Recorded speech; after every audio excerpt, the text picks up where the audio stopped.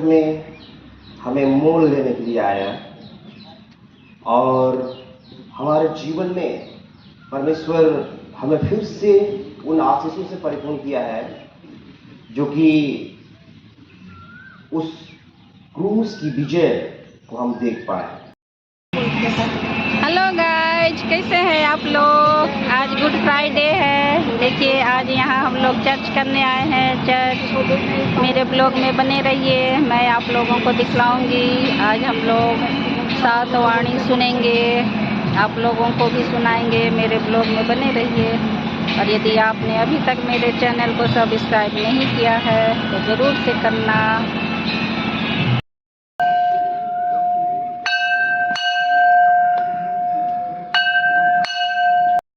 अध्याय में लिखा है और उसका 17वें पद से सुसमाचार आरंभ होता है। यीशु ख्रिस्त तेरी महिमा को। पवित्र यूहन्ना रचित सुसमाचार और उसका 19वें अध्याय 17 से 37वें पद तक। वे यीशु को ले गए और वह अपना क्रूस उठाए हुए उस स्थान पर बाहर गया जो खोपड़ी का स्थान कहलाता है और इब्रानी में गुलगुता। वहां उन्होंने उसे और उसके साथ और दो मनुष्यों को क्रूस पर चढ़ाया, एक को इधर और एक को उधर, और बीच में यीशु को। पिलातुस ने एक दोष पत्र लिखकर क्रूस पर लगा दिया और उसमें यह लिखा हुआ था यीशु नासरी यहूदियों का राजा।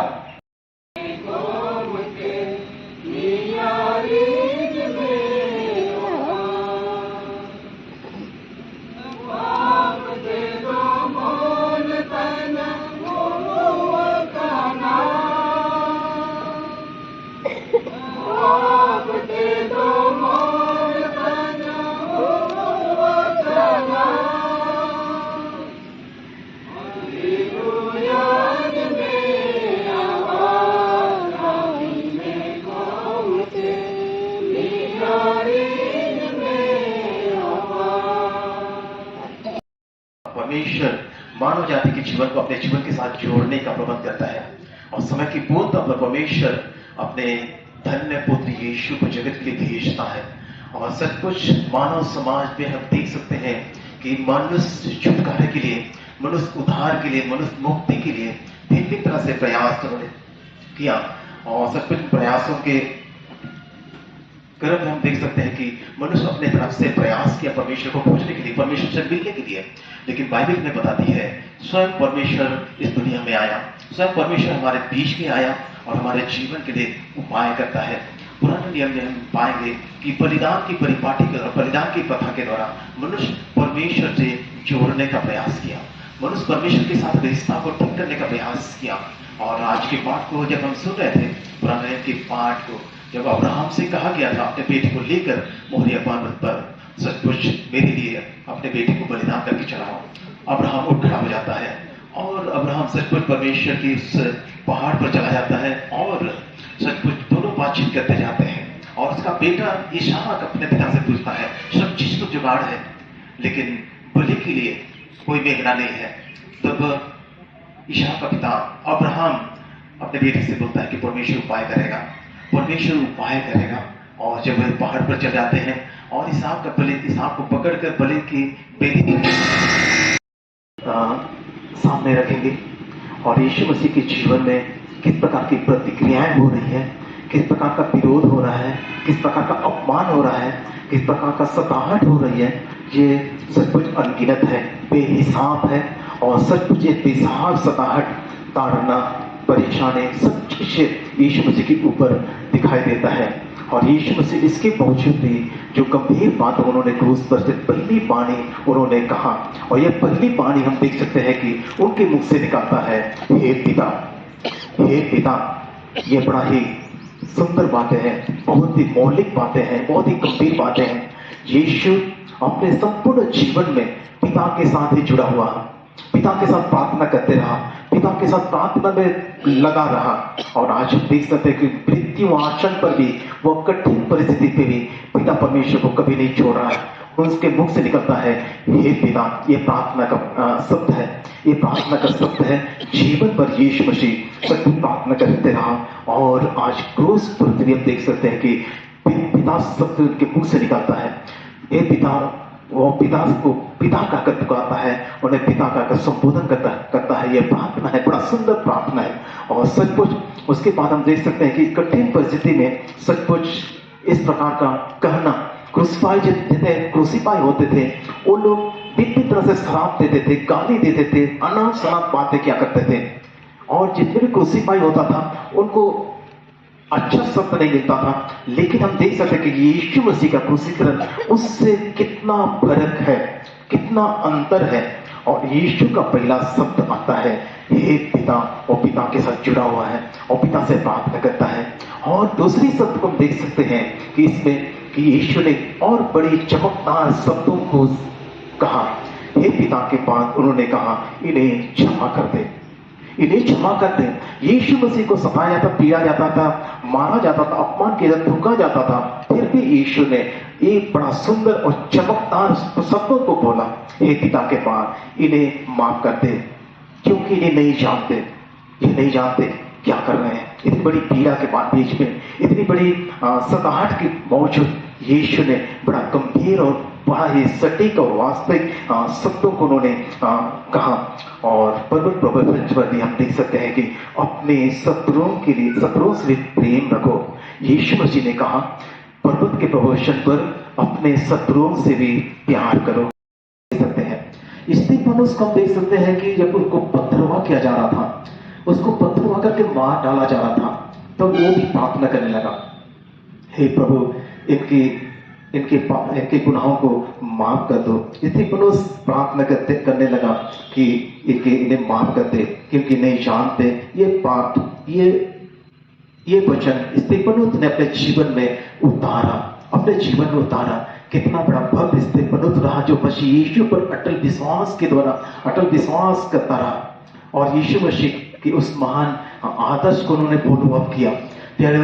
यीशु मसीह ने सेवकाई के दरमियान में यीशु के सामने एक बात लाई गई कि मेरा भाई अगर अपराध करे, पाप करे, तो मैं कितना बार क्षमा करूं। यीशु ने कहा कि 7 के 70 बार जब वह क्षमा के योग्य है तो उसको क्षमा कर दो।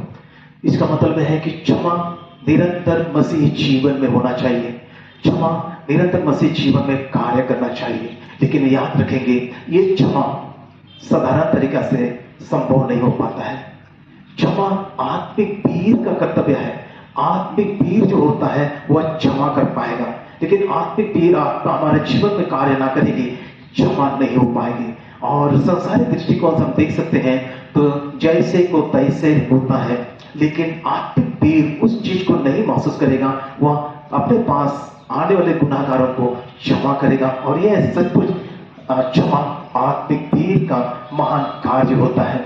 और सब इस तरह से हम देख सकते हैं कि यीशु मसीह सचमुच क्षमा करता है, क्षमा के संदेश को बोलता है, हे पिता इन्हें माफ कर दे। यीशु अपने सेवा के दरमियान में बहुत सारे लोगों के पापों को माफ कर दिया। मत्ती 9 अध्याय उसके 2 पद में हम पाएंगे, हे पुत्र ढाढ़स बांध, हे पुत्र ढाढ़स बांध, तेरा पाप क्षमा हो गए। हे पुत्र ढाढ़स बांध, तेरा पाप क्षमा हो गए। और उसी में पाएंगे मत्ती का 9 का 6 में भी पाएंगे, मनुष्य के पुत्र को पाप क्षमा करने का अधिकार है। मनुष्य के पुत्र को पाप क्षमा करने का अधिकार है। और इसी में हम देख रहे हैं कि हे मेरे पुत्र ढाढ़स बांध, तेरा पाप क्षमा हो गया।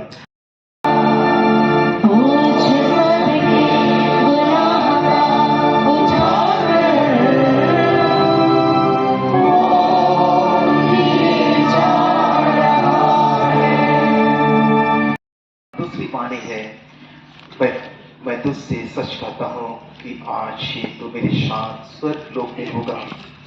लुका 23:43। और इन चीजों पर फिर थोड़ा समय हम लोग मनन करेंगे। आज ही तो मेरे साथ स्वर्ग लोक में होगा। यीशु मसीह यह समय में कलवार के क्रूस पर क्रूसीफाई की दृश्य को हम देख सकते हैं। और कलवार के क्रूस पर 3 क्रूस को हम याद करेंगे। और ये तीनों क्रूस अपने आप में अद्भुत दिखाई देता है। पहला क्रूस को हम याद करेंगे, यीशु मसीह का क्रूस जो संपूर्ण दुनिया के लिए उद्धार मुक्ति के संदेश को लाता है। और दाहिनी ओर का क्रूस हम याद करेंगे, वह उस डाकू का है जो पश्चाताप करता है, मन फिराता है और मन फिराने के बाद एक बड़ा सुंदर बातें बोलता है, पिता हे प्रभु जब अपने राज में आए तो हमें भी याद रखना। और उन्हें बड़ा आश्वासन मिल जाता है, बड़े सुंदर शब्द मिल जाता है, आज ही तू मेरे साथ स्वर्ग लोक में होगा। बाएं ओर के क्रोस को भी देख सकते हैं, वह बड़ा आलोचना तरीका से बोलने लगता है, या क्या तू परमेश्वर का मसीहा है? अगर तू मसीहा है तो और हम सबों को बचा ले। ये अलग तरीका से, आलोचना तरीका से बोलने लग। तो ये पूरी घटना को हम देख सकते हैं कि यह कलवारी के क्रूस पर 3 क्रूस दिखाई देते हैं। यीशु के विषय में बताया गया है कि वह पापियों का मित्र कहा गया है। यीशु अपने सेवकाई के दरमियान में सचमुच पापियों को प्यार करता था, को नहीं मगर पापियों को बुलाने आया हूं। हम परमेश्वर को धन्यवाद देते हैं कि परमेश्वर पुत्र यीशु आज क्रूस पर जो दृश्य है वह डाकुओं के बीच में दिखाई देता है। और किसके प्रबंध से वह कलवारी क्रूस पर उन डाकुओं के बीच में टांगा गया है।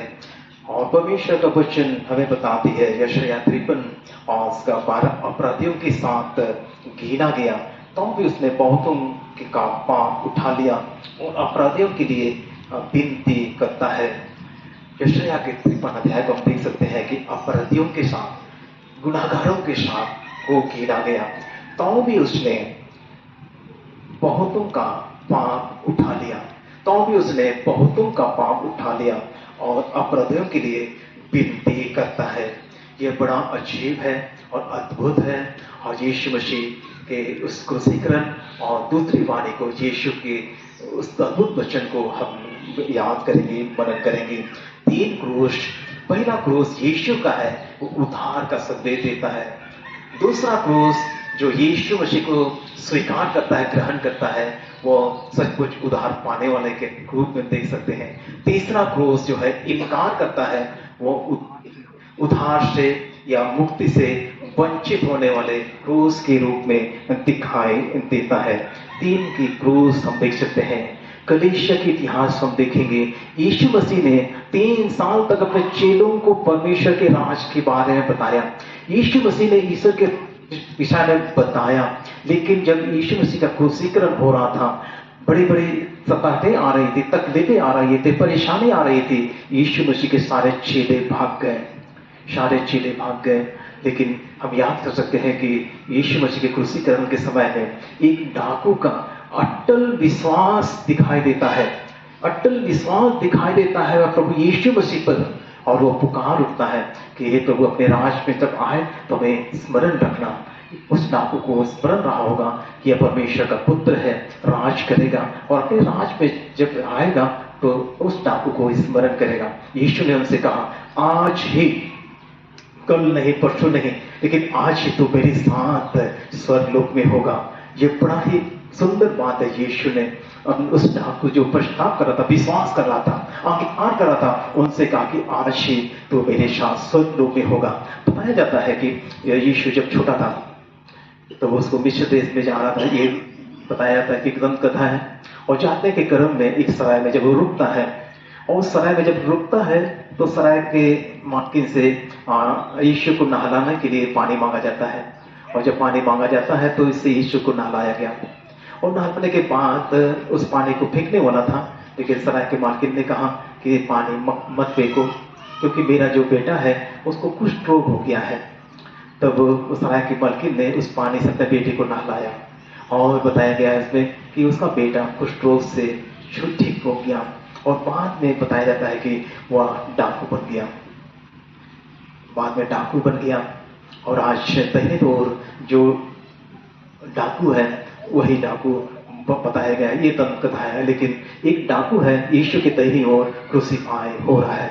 और यीशु मसीह के जीवन को देखा, उनके सहन को देखा, उनकी क्षमा को देखा, उनके संदेशों को देखा, और धीरे धीरे करके हम देख सकते हैं कि उस डाकू के मन में गंभीर परिवर्तन दिखाई देने लगा, बदलाव दिखाई देने लगा। उनके मन में विश्वास जागृत हुआ कि ये कोई साधारण आदमी नहीं है, ये परमेश्वर का पुत्र है, ये परमेश्वर का अभिषिक्त है। और ये इस डाकू ने सचमुच यीशु मसीह पर विश्वास करना आरंभ कर दिया। फिर एक डाकू एक चोर भी हो सकता है, एक डाकू एक हत्यारा भी हो सकता है, एक डाकू और कितने पापों को समेट के चलता है। और इस तरह से हम देख सकते हैं कि डाकू के जीवन में कितनी बुराई थी हम बोल नहीं पाएंगे, लेकिन डाकू के जीवन में बहुत सारी बुराइयां, बहुत सारी पाप हो सकती है, लेकिन इतना बड़ा पापी होने के बावजूद भी हम देख सकते हैं कि यीशु मसीह का उस क्रूसीकरण का पावर, ताकत हमारे कितनी भी बड़ी पाप क्यों ना हो, कितनी भी बुराई क्यों ना हो, कितनी भी बड़ी गलती क्यों ना हो, हमें उससे छुटकारा दे सकता है, उन्हें हमसे माफी दे सकता है। और उस दाहिने ओर की डाकू से कहा गया था कि आज इससे करी, आज ही तू मेरे साथ स्वर्ग लोक में होगा। और सच हम देख सकते हैं कि दाहिनी ओर की डाकू यीशु मसीह पर बड़ा अद्भुत विश्वास करता है, और यीशु पर विश्वास करते हुए वो अंगीकार करता है। यीशु ने कहा जो मेरे पास आएगा हम उसे किसी भी रीति से दूर नहीं करेंगे। इधर समझ में कि उधर नहीं आएगी।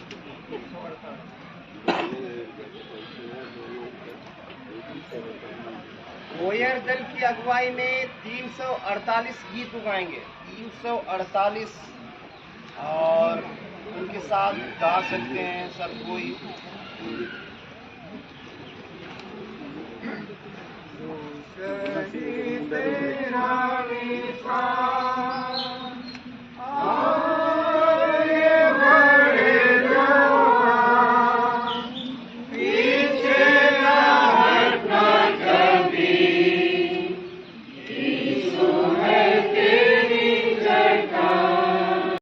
तीसरी वाणी की ओर आएंगे, और सब कुछ आराधना में कुछ डिस्टर्ब जरूर, कष्ट सहा, और पर विपरीत परिस्थिति में भी उन्होंने हम सबों को बड़ा क्षमादान किया। और निश्चित रूप से कोई कुछ डिस्टर्बेंस हमारे बीच में है, फिर भी हम याद करेंगे परमेश्वर के महानतम प्यार को, और आज उस विषय पर हम थोड़ी और आगे चर्चा करेंगे। हम तीसरी वाणी की ओर चलेंगे, और यहाँ बताया गया है कि यीशु क्रूस पर से तीसरी वाणी उच्चारते हैं, अपनी माँ के लिए बोलता है कि नारी देख तेरा पुत्र, और यूहन्ना उनके प्रिय शिष्य से बोलता है कि देख तेरी माँ। दोनों को अद्भुत रीति से जोड़ने का प्रयास किया। यह अद्भुत बातें दिखाई देती है। पहली वाणी में हम दया को देखते हैं, करुणा को देखते हैं, क्षमा को देखते हैं। दूसरी वाणी में हम ताकत को देखते हैं, पावर को देखते हैं। क्रूसीकरण की ताकत को देख सकते हैं, जिस तरह से क्रूसीकरण के प्रभाव से एक डाकू का जीवन बदल जाता है। और तीसरी वाणी को हम देख सकते हैं कि एक प्रोविजन है, एक प्रबंध है, और यीशु मसीह क्रूस पर से एक सुंदर, एक आदर्श परिवार की रचना करता है, एक आदर्श परिवार की रचना करता है। क्रूस पर से माँ के लिए बेटा का प्रबंध करता है, और यूहन्ना के लिए माँ का प्रबंध करता है। ये बड़ा सुंदर प्रबंध हम देख सकते हैं कि मरियम के जीवन के लिए, यूहन्ना के जीवन के लिए यीशु मसीह क्रूस पर से अद्भुत प्रबंध कर रहा है। हालांकि यह परिस्थिति मरियम के लिए सहन शक्ति से बाहर है। मरियम को स्वर्गदूत ने कहा जो तुझसे उत्पन्न होगा वह महान होगा, वह परम प्रधान का पुत्र कहलाएगा, और उसके राज का कभी अंत ना होगा। लेकिन क्रूस के पास हम देख सकते हैं कि मरियम अपने बेटे को, बड़ा प्यारा बेटा को देख रहा है, और वह क्रूस पर टांगा हुआ है। और मरियम सोच सकती है क्या वह भविष्यवाणी, वह स्वर्गदूत की भविष्यवाणी महान होगा, उसका राज का अंत ना होगा, क्या सही है या गलत है? और सिमोन ने कहा कि तेरा कलेजा आर पार पीधा जाएगा, और इस बच्चे के कारण। और आज हम देख सकते हैं कि क्रूस के पास मरियम का परिस्थिति, माँ मरियम की परिस्थिति बहुत ही गंभीर दिखाई देती है। और इसी गंभीर परिस्थिति में यीशु माँ के लिए कितना सुंदर प्रबंध करता है, और यूहन्ना से बोलता है कि देख तेरी माता, और यीशु माँ से बोलती है नारी से कि देख तेरा पुत्र, और इनके बीच में बहुत ही सुंदर व्यवस्था यीशु कर रहा है। एक सुंदर परिवार का प्रबंध किया जाता है। और परमेश्वर का वचन को हम याद करेंगे, यदि कोई अपने परिवार का प्रबंध चिंता नहीं करता है, और यदि कोई अपने परिवार का चिंता नहीं करता है, तो आप विश्वास से मुकर गया है, विश्वास से मुकर गया है और आप विश्वास से पूरा बन गया है। पहला तीमुथी 5:8 से आगे हम देखेंगे तो यह पाएगा कि विश्वास से मुकर गया है और आप विश्वासी से भी बहुत बुरा हाल उनका हो गया है, ये बातें बताई गई है। तो इस पूरे परिक्रम को हम देख सकते हैं कि हम कुछ बातों को संक्षिप्त करके आपके बीच में बताने का प्रयास कर रहे हैं कि तीसरी कहानी, यीशु मसीह ने क्रूस पर से एक माँ का, एक पिता का बड़ा कर्तव्य बताया अपने बच्चों के लिए, और दूसरी ओर एक क्रूस पर से बच्चों के लिए, हम सबों के लिए अपने माता पिता के प्रति जवाबदेही और जिम्मेवारी की बातों को सौंपा है। और ये सारी बातें आज मेरे और आपके जीवन में जरूरी है। और एक अच्छा आदर्श परिवार, एक आदर्श परिवार बनेगा, अच्छा समाज होगा और परमेश्वर की महिमा होगी। परमेश्वर इन बच्चों पर हमें बहुत आशीष दे। परमेश्वर पिता पुत्र पवित्र आत्मा के नाम से आमीन।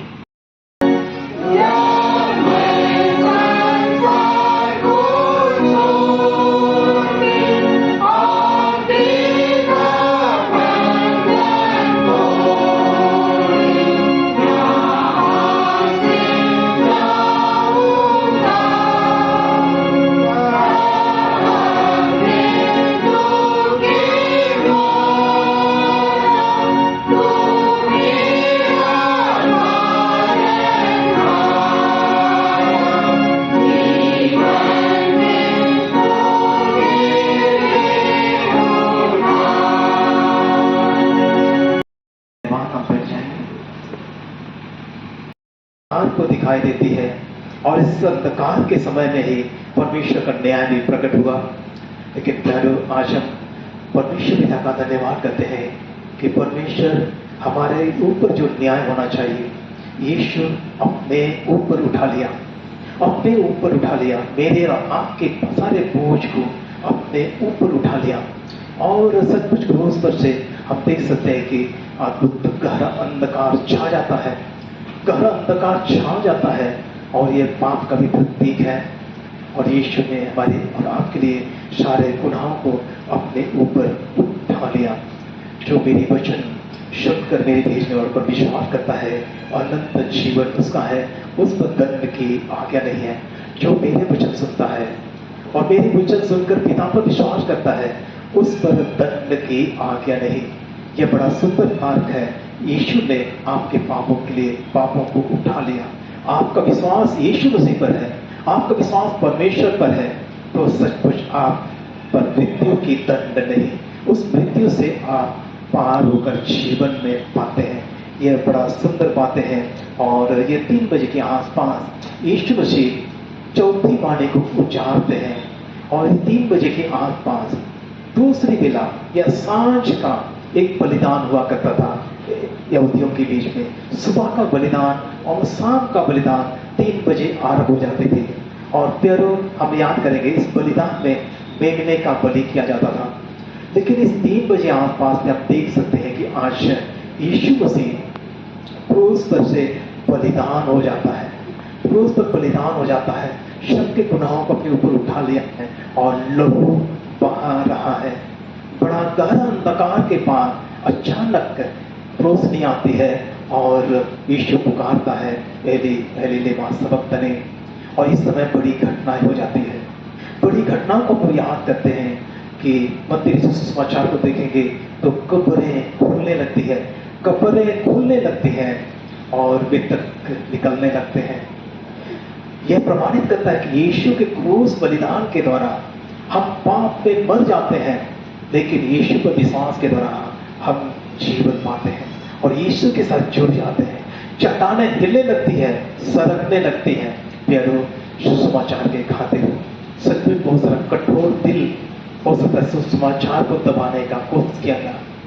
1965 में जब रोम जल गया था तो सारा दोष मसीहों पर डाला गया और मसीहों को इतना ताड़ना और तकलीफ दी गई कि मसीह रोम छोड़कर भागना पड़ा, लेकिन प्यारो याद करेंगे आज वही रोम है।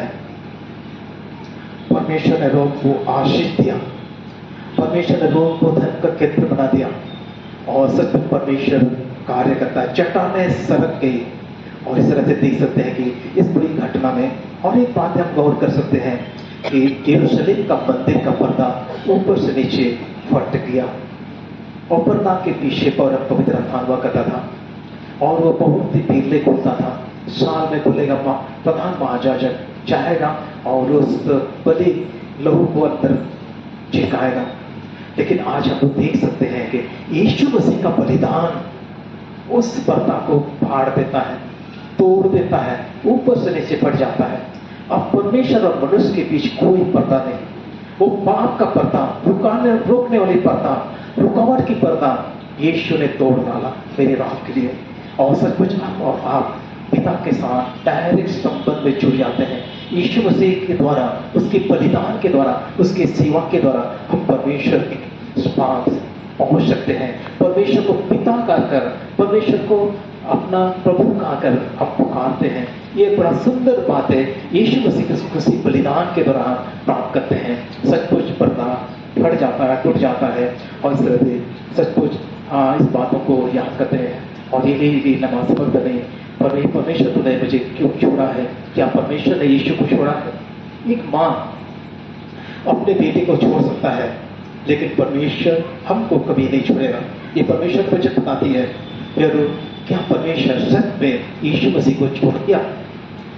यीशु मसीह का इस दुनिया में आने का ही उद्देश्य यही था कि संपूर्ण संसार के गुनाह के बदले पाप का बलिदान चुकाए। और आज इस घड़ी यीशु मसीह बलिदान को चुका रहा है। क्या परमेश्वर ने यीशु को छोड़ा? परमेश्वर यीशु को नहीं छोड़ सकता है, लेकिन परमेश्वर का वचन ये भी बताती है कि तुम्हारे पापों के कारण उसे अलग कर दिया गया। यशायाह की किताब 59 का 2 में हम लोग पाएंगे कि तुम्हारे पापों के कारण उसको अलग कर दिया गया है। जी हाँ, मेरे और आपके पापों के कारण उसको अलग करना पड़ा और हमारे पापों के बाद वो पापी बना, पाप को अपने ऊपर उठा लिया। और परमेश्वर का वचन हमको 1:13 में भी पाएंगे कि तेरी आंखें इतनी शुद्ध है, तेरी आंखें इतनी पवित्र है कि तू पाप को नहीं देख सकता।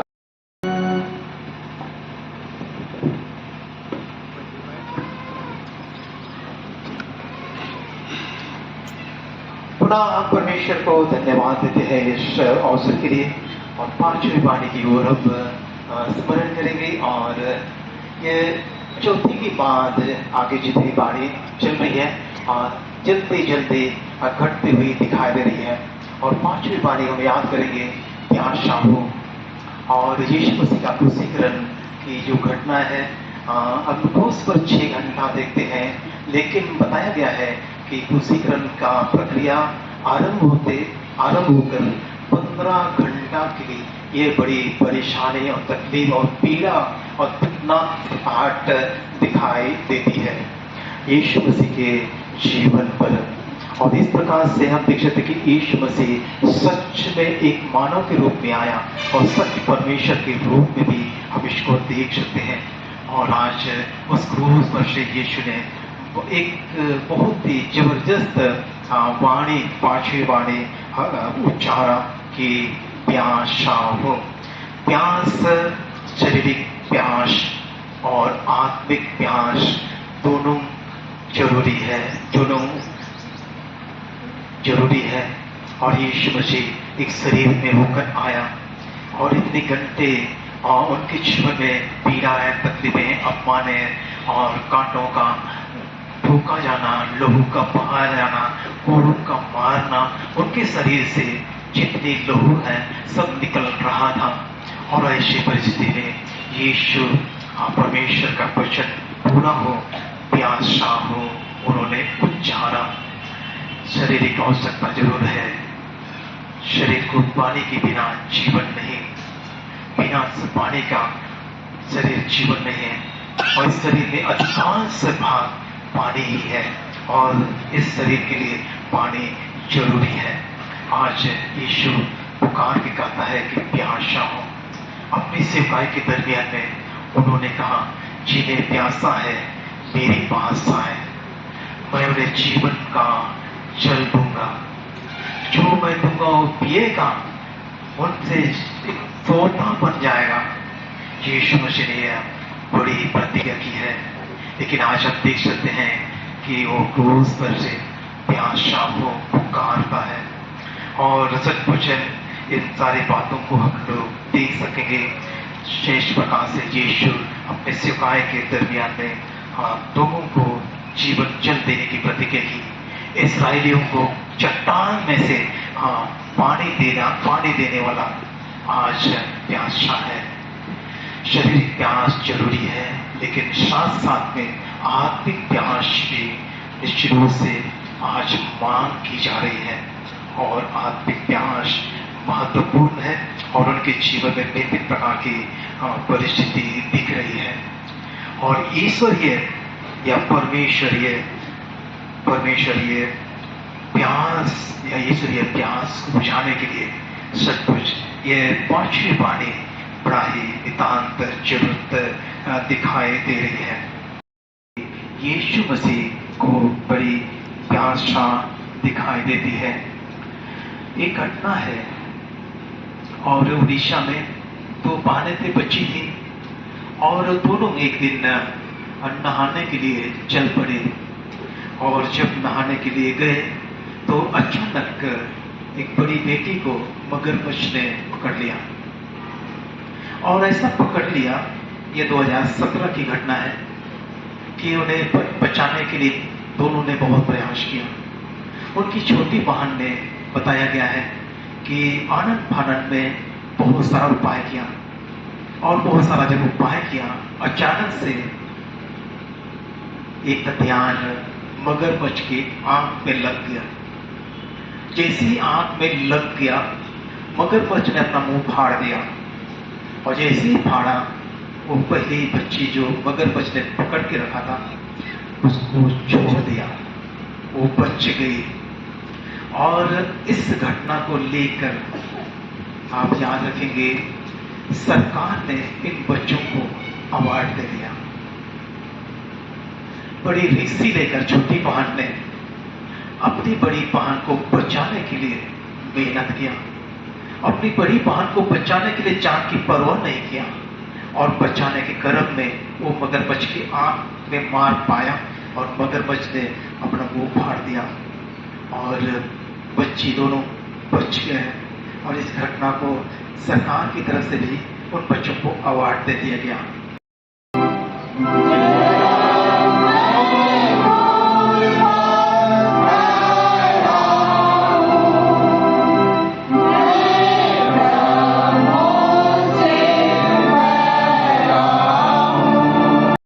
आगे बढ़ेंगे और हम छठवीं वाणी पर थोड़ी देर मनन करेंगे। और सचमुच क्रम हम देख सकते हैं कि कितने सुंदर तरीका से चल रही है। पहली वाणी हमने देखा सचमुच प्रार्थना का, दूसरी वाणी अद्भुत रीति से परमेश्वर के बलिदान का सामर्थ को देखा और तीसरी वाणी में एक सुंदर प्रबंध को देखा। चौथी वाणी में हम देख सकते हैं कि इस सारी दुनिया के पाप के बदले सारे कीमत को यीशु चुका दे रहा है। पांचवी वाणी प्यासा है और छठवीं वाणी को देख सकते हैं कि आज हमारे सामने है पूरा हुआ। ये सवाल है कि क्या चीज पूरा हुआ। और उन्होंने कहा कि परमेश्वर के वचन पूरा हो। परमेश्वर के वचन के अनुसार उन्होंने सब चीज पूरा करते हुए देखा और उन्होंने कहा कि पूरा हुआ। यूहन्ना 29:30। और इस वचन पर हम थोड़ी देर के लिए मनन करेंगे। परमेश्वर हमारे पापों को कली घटा के समान हमारे सामने से उड़ा देता है। परमेश्वर हमारे पापों को कली घटा के समान हमारे जीवन से उड़ा देता है। जैसा 42 का 22 में भी हम पाएंगे किस तरह से परमेश्वर हमारे पापों को दूर कर देता है। वो बादल के समान, कली घटा के समान उड़ा देता है, डाल देता है। मीका 7:9 क्या हम देखेंगे तो ये वचनों को पाएंगे कि परमेश्वर हमारे गुनाहों को, हमारे पापों को हमारे जीवन से उतारता है, लौट डालता है और वह समुद्र में डाल देता है। परमेश्वर का धन्यवाद हो कि परमेश्वर के अपार प्यार हमें खोजने ढूंढने के लिए इस दुनिया में आया और हमारे जीवन से पाप को निकालने के लिए, हमारे जीवन से बुराई को निकालने के लिए, हमारे जीवन से हर प्रकार की गंदी बातों को निकालने के लिए इस दुनिया में यीशु आया। और उस निकालने के क्रम में यीशु ने संपूर्ण रीति से कीमत को चुकाया, अपने लोगों को बहाया। आज हम परमेश्वर पिता का धन्यवाद करते हैं कि यीशु हमारे संपूर्ण उद्धार के लिए अपने आप को समर्पित किया। यीशु का आना स्वर्गीय जीवन को इस धरती पर लाना है, परमेश्वर का जीवन को हमारे जीवन के साथ जोड़ना है, परमेश्वर की आशीष को हमारे जीवन के साथ जोड़ना है। और इस कार्य में यीशु मसीह परमेश्वर के साथ कार्य कर रहा है और परमेश्वर की ओर से कार्य कर रहा है। परमेश्वर यीशु मसीह को दुनिया में भेज रहा है और परमेश्वर की पूरा किया और आज क्रूस पर से और अद्भुत बातों को प्रकट करता है कि पूरा हुआ। यारो आपके लिए और मेरे लिए कुछ नहीं बचा है। यीशु उद्धार के लिए सब चीज को पूरा कर दिया और मेरे और आपके लिए यह बड़ी बात है कि हम यीशु के साथ जुड़े, यीशु पे जुड़ रहा है, यीशु पर विश्वास करें और जीवन में निश्चित रूप से हम परमेश्वर के पवित्र मार्गों पर निरंतर आगे बढ़ते जाएं। और जो कार्य तूने पृथ्वी पर हमें देने के लिए कही थी, मैंने उसे पूरा करके इस पृथ्वी पर तेरी महिमा की है। यीशु में जो अच्छे सुसमाचार के 17 अध्याय में पाएंगे कि यीशु दावा करता है कि हे पिता, जो कार्य आपने पृथ्वी पर हमने करने के लिए दिया है उस सारे कार्यों को मैंने पूरा किया और पृथ्वी पर आपकी महिमा की है। प्यारो, यीशु पूर्ण आज्ञाकारी रहा, यहाँ तक कि मृत्यु की तक उन्होंने अपने आप को समर्पित कर दिया और परमेश्वर की आज्ञाकारी होकर हमारे उद्धार के लिए उन्होंने अपने आप को कुर्बान कर दिया, अपने आप को दे दिया। और यह रात मात्र है आज हम आप उस यीशु मसीह पर जुड़े, उस यीशु मसीह पर बने रहे और यीशु मसीह के नाम में जीवन में आगे बढ़े। शुभ शुक्रवार के दिन के लिए सचमुच आज शुभ शुक्रवार है, हमारे जीवन को एक बदलने की जीवन है, एक परिवर्तन करने की जीवन है, एक नई अच्छे रास्ते को अपनाने का समय है। तो यीशु मेरे आपके लिए सब चीज को पूरा कर दिया और बस हमारा यह फर्ज है कि हम मसीह यीशु के साथ जुड़े रहें और उसमें बने रहें और परमेश्वर की महिमा के लिए सचमुच अपने आप को अर्पित करें। परमेश्वर के वचनों पर वे बहुत आशीष दे। परमेश्वर पिता पुत्र पवित्र आत्मा के नाम से आमीन।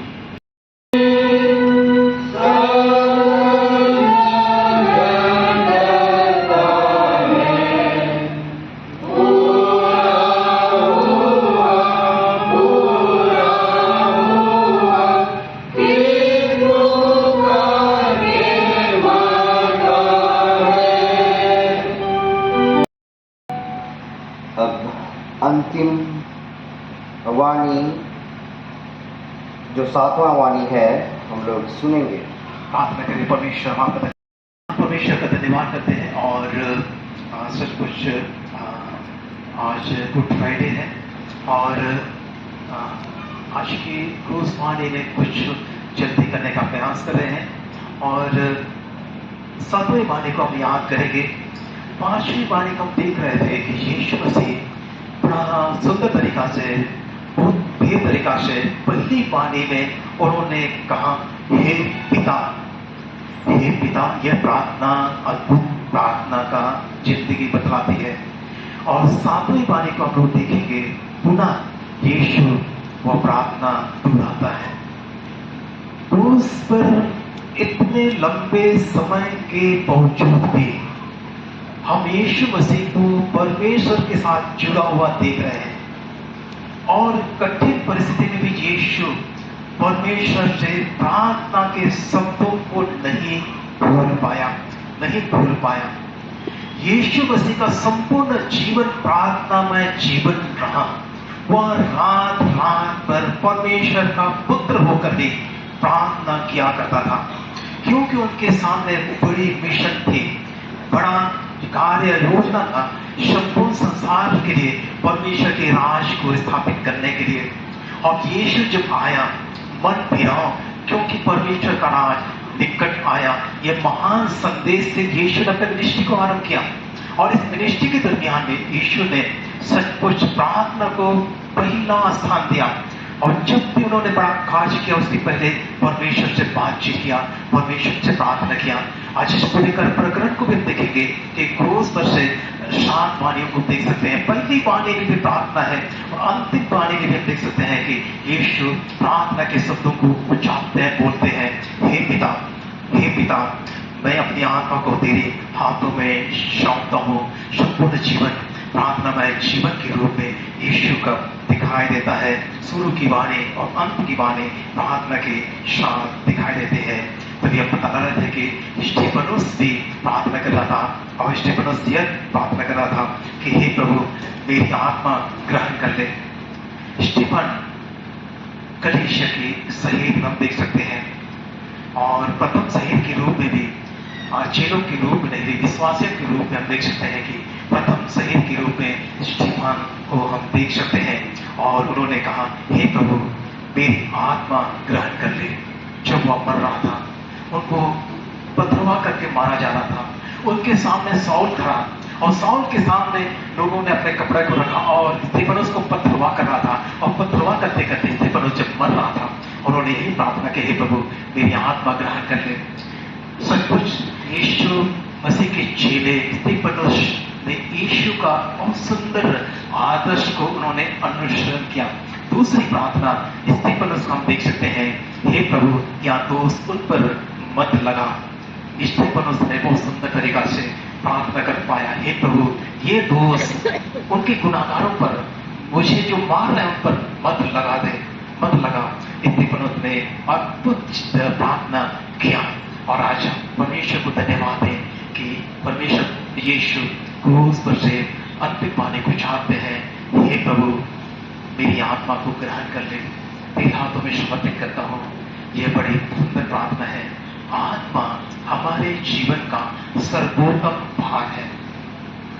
यह देह प्राण आत्मा है और उसमें सर्वोत्तम भाग आत्मा है। आत्मा ईश्वर की उपस्थिति है। ईश्वर की उपस्थिति हमारे जीवन में होती है और उस आत्मा को हमारे लिए बहुत ही महत्वपूर्ण है। परमेश्वर की आत्मा हमारे जीवन में कार्य करती है तो हम परमेश्वर के निर्देश अनुसार, परमेश्वर की इच्छा अनुसार कार्य करते हैं। सर्वोत्तम है और परमेश्वर के नाम से आपके जीवन में कार्य करती है। परमेश्वर के नाम से आपके जीवन का मार्गदर्शन करती है।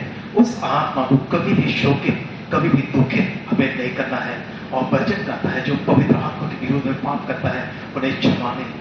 यह भयंकर बातें पाई गई है, लेकिन इस पर हम बाद में चर्चा करेंगे। इसलिए से आत्मा हमारे जीवन के लिए उत्तम भाग है। और परमेश्वर का वचन हमें बताती है, यदि मनुष्य सारे जगत को प्राप्त कर ले, यदि मनुष्य सारे जगत को प्राप्त कर ले परंतु अपनी आत्मा की हानि उठाए तो उसे क्या लाभ होगा। इससे अब कंपेयर किया गया है कि दुनिया की सारी ताकत, सारी संपत्ति से, सारे धन संपत्ति से भी बेहतर है परमेश्वर जो है आत्मा दिया है, आत्मिक जीवन दिया है, वो हमारे लिए सर्वोत्तम है। और इस जीवन सचमुच परमेश्वर की आत्मा द्वारा संचालित होती है। आज यीशु मसीह अपने सारे मिशन को पूरा करते हुए, अपने मिशन को पूरा करते हुए अंतिम वाणी उन्होंने कहा, हे पिता, मैं अपनी आत्मा को तेरे हाथों में सौंपता हूँ। यह बड़ा सुंदर बातें हम पाते हैं और इन बातों को भी हम याद करते हैं कि यीशु मसीह पुराने नियम के पाठ वचनों को भी हमारे बीच में उजागर करते हैं। समय हुआ, पूरा हुआ, यीशु मसीह स्वयं मृत्यु के पास आया।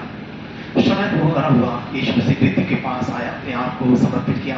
मेरे और आपके गुनाहों के बदले, मेरे आपकी मुक्ति के लिए यीशु दुनिया में आया। और सचमुच सारी बातों को हम याद कर सकते हैं कि यीशु सारे कामों को पूरा करता है और पूरा करने के बाद जब समय पूरा होता है उस अपनी आत्मा को पिता के हाथों में सौंप देता है। सबोपदेशक की किताब हम याद करेंगे 12 अध्याय और उसके 17 पद में आत्मा अपने देने वाले के पास चला जाता है। आत्मा अपने देने वाले के पास चला जाता है। यीशु सच मानव के रूप में दुनिया में आया और सचमुच एक सीमित दायरे में एक मानव के रूप में अपना जीवन यापन किया, लेकिन इस सीमित दायरे के समापन के बाद वो पिता के पास जा रहा है तो यीशु मसीह अपनी आत्मा को पिता के हाथों में समर्पित करता है। और पिता के हाथों में समर्पित करना क्या ही सुंदर बातें हैं, कितना ही सुरक्षित बातें हैं, कितनी ही आशीषित बातें हैं। इटली का एक बड़ा धनवान था, वो मर रहा था। जब मर रहा था तो उन्होंने क्या किया, उन्होंने बोला कि मेरे सामने पूरा दुनिया अंधकार हो गया है, मेरे सामने पूरा दुनिया अंधकार हो गया है। वो बड़ा धनवान था, बोलने लगा कि मेरे सामने पूरा दुनिया अंधकार हो गया, मैं नहीं समझ पा रहा हूँ क्या हो रहा है। और इस तरह से वो मरने के क्रम में उछालते हैं। भारत में महात्मा गांधी जब मर रहा था तो बताया गया कि उन्होंने ये पुकारा कि हाय राम, और ये सब उनके मुंह से निकली, या एक अपने आप को एक किसी तरह से सुरक्षा प्रदान करने वाली एक निवेदन के रूप में हम देख सकते हैं। लेकिन हम देख सकते हैं कि यीशु मसीह की मृत्यु अद्भुत है। जॉन वेस्ली जो बड़ा प्रचारक रहा, और जब वो मर रहा था तब उन्होंने कहा इमानुएल,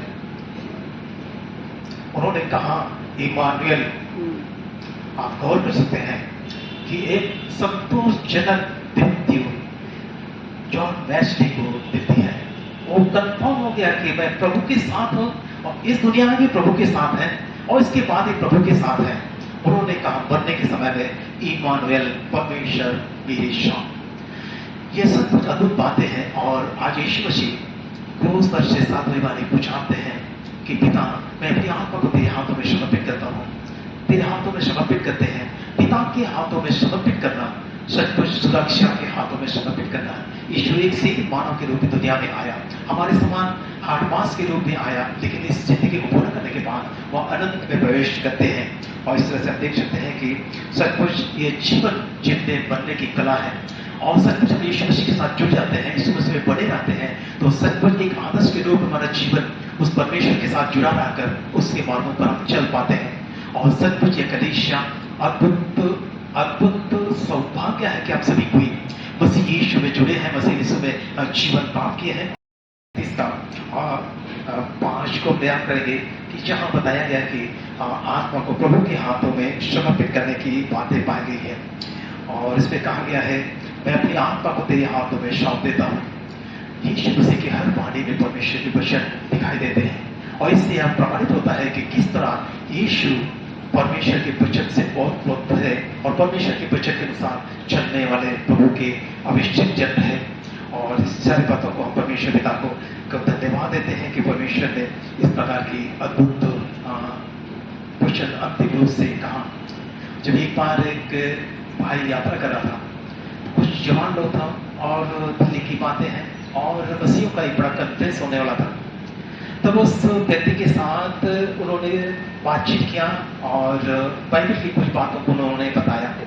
लेकिन जब बाइबल की बातों को बताने लगा तो विवाद खड़ा हो गया, क्योंकि उन्होंने भी कहा कि मेरा भी परमेश्वर है, और मेरा परमेश्वर भी सर्वशक्तिमान है।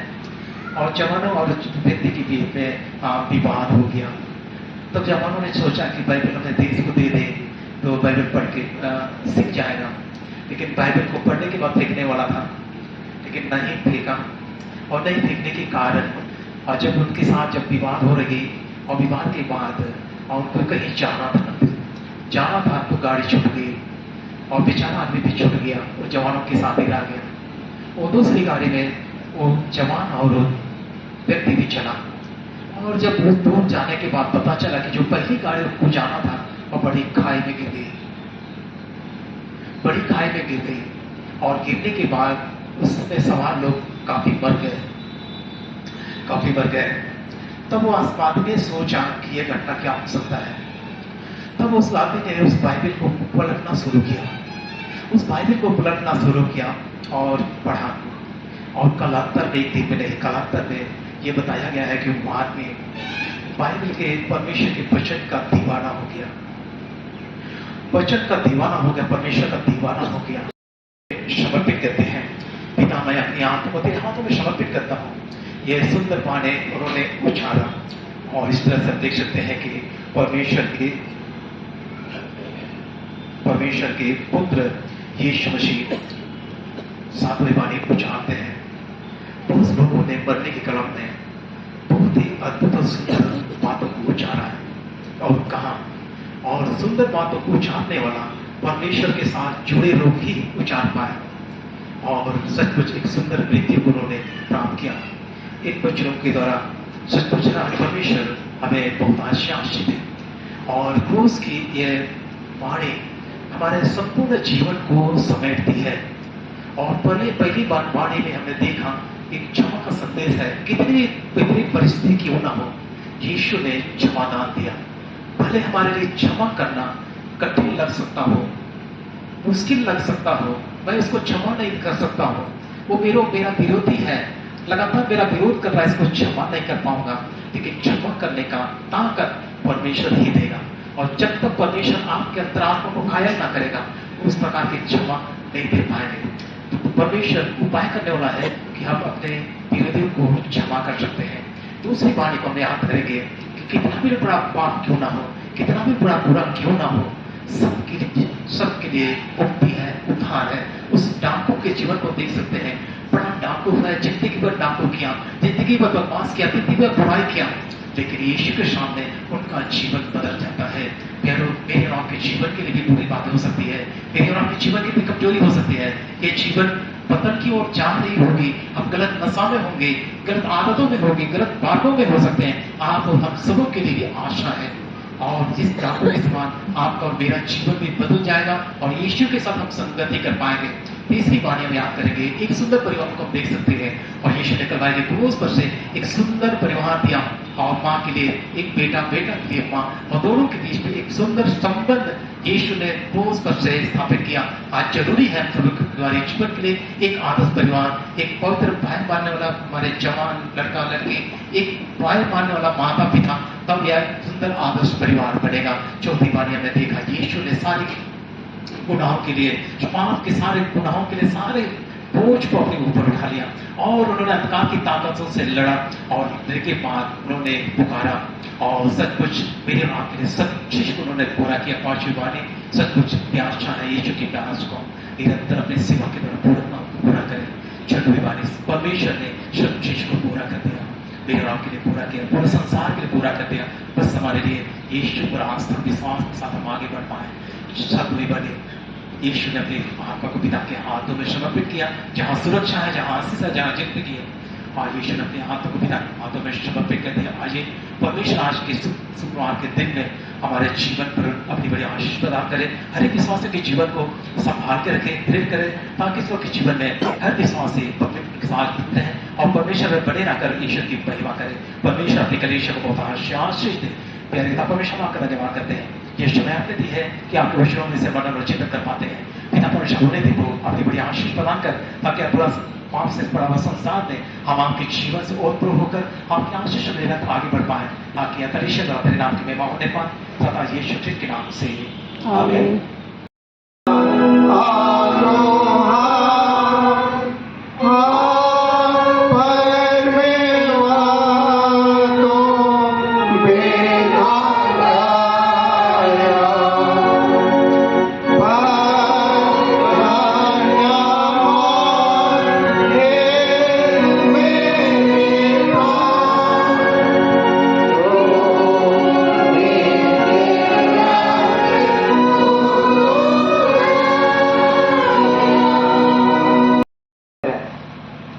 हम अपने नम्रदास को यह वर दें कि इस वर्तमान जीवन में हम धर्म और चैन से अपने दिन बिताएं, और तेरे अनुग्रह के द्वारा आने वाले जीवन में अनंत महिमा प्राप्त करें, जहां तू पिता और पवित्र आत्मा के साथ एक परमेश्वर युवान जीता और राज्य करता है। आमीन।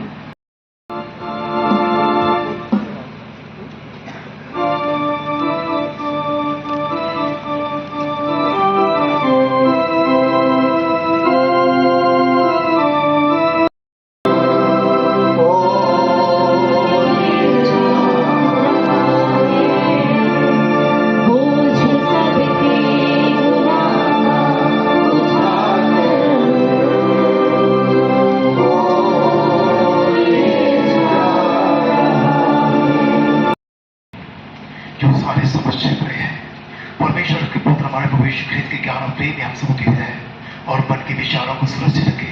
अब ईश्वर पिता, ईश्वर पुत्र और ईश्वर पवित्र आत्मा की आशीष हम सबों पर अब हो सदा श्रद्धा होती रहे। आमीन। देखिए गाइस, हाँ ये लोग खा रही, अरे देखिए गाइस, ये लोग खा रही है चना। खत्म हो गया। अब हम लोग को मिला है चना, हम लोग चना खा रहे हैं।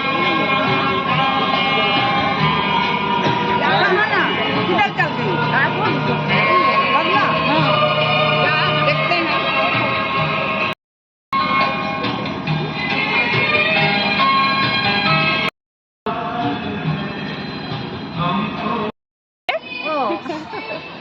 देखेगी कल शाम को देखेगी ना। ए देखो इधर।